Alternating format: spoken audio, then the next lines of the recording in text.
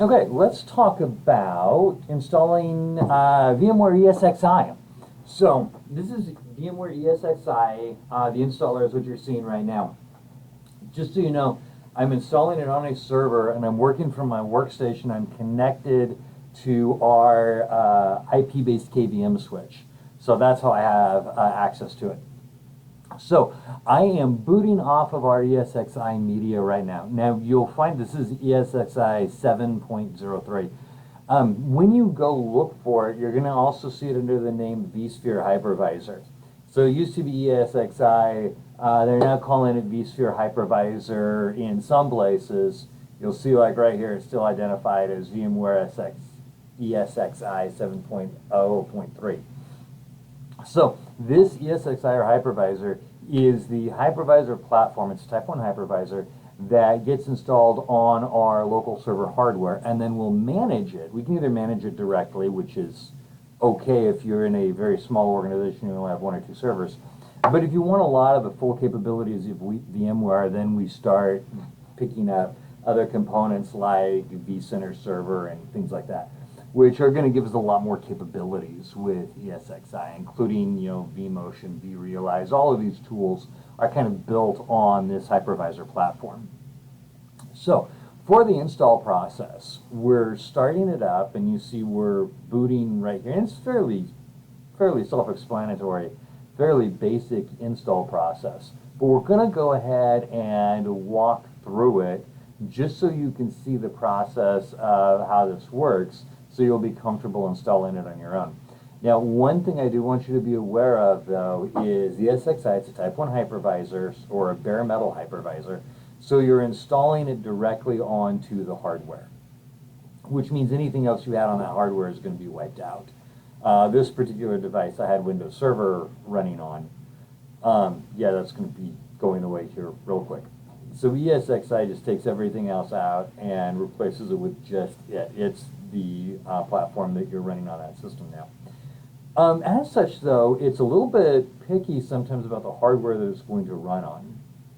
So if you try to install ESXi on older hardware or non-standard hardware, you may run into some challenges with it. So just be aware of that. And if you're doing this in a production deployment, really make sure that you have hardware that it is comfortable with.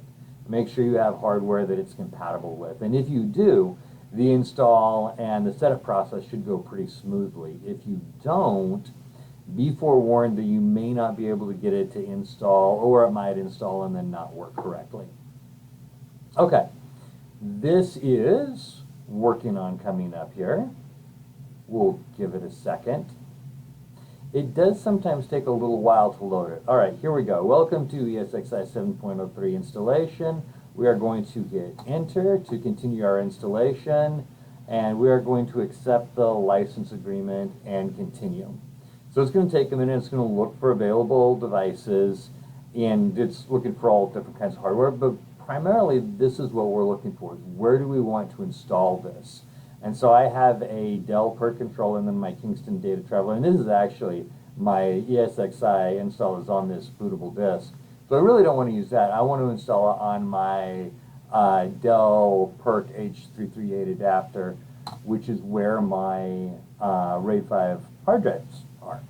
So we're going to gather information, and it says you have selected a disk that contains at least 1 partition.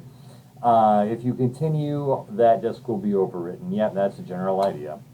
So we'll hit OK, US default keyboard, and we're going to set our root password.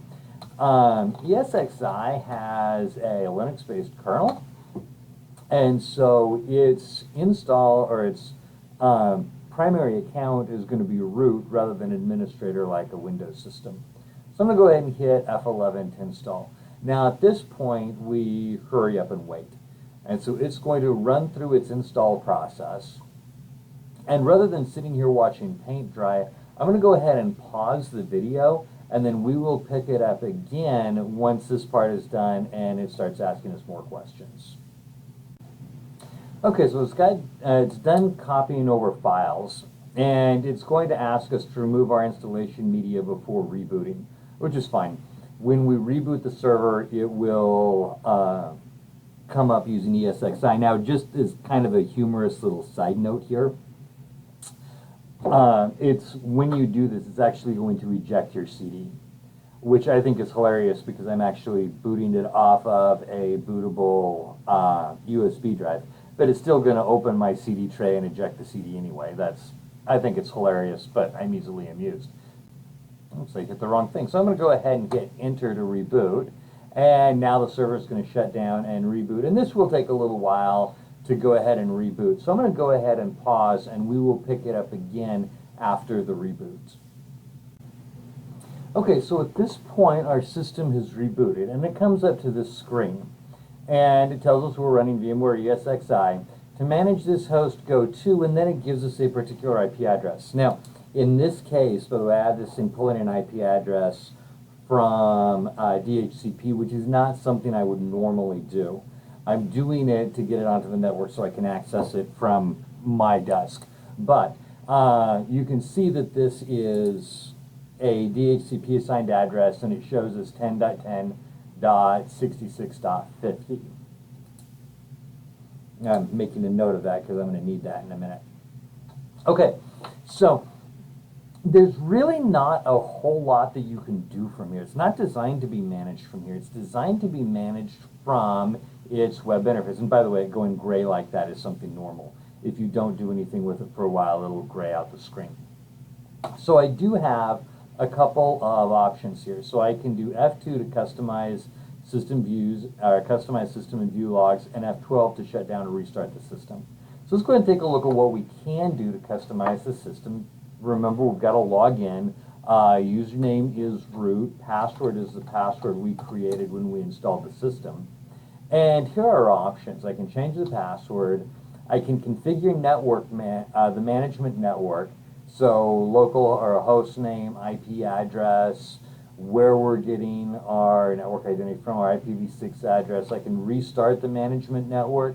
So if I make changes to it, let's say I come in here and I change my IPv4 from DHCP to dynamically assigning an address, which would be here, or statically assigning an address, which would be here. If I change that, I would need to restart my management network.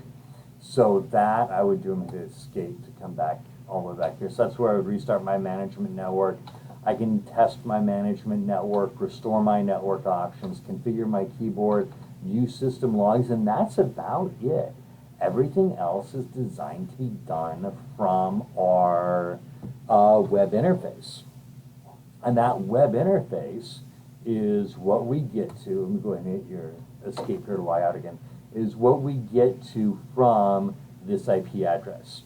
Now, I do want to take a look at that briefly. In the next few weeks, we'll do some more videos on VMware. But I do want to give you a brief overview of that ESXi interface. But I think I'm going to do that in our next video.